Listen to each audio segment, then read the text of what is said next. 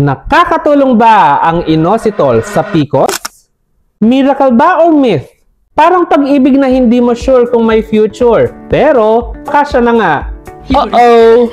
Alam mo ba, ang inositol ay may potensyal na makakatulong sa mga may PCOS?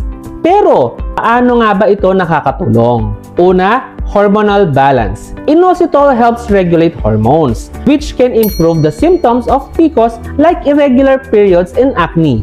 Pangalawa, insulin sensitivity. It helps improve insulin resistance, which is common in women with PCOS, so it can help with weight management. Pangatlo, ovarian health. Inositol supports ovarian function, which may aid in the regularization of ovulation. While not a miracle pill, inositol has shown positive effects for women with PCOS. So, it's definitely worth considering. Kung may PCOS ka, mag-consult sa iyong doktor about trying inositol. Baka siya na nga ang solusyon na hinahanap mo. Ingat!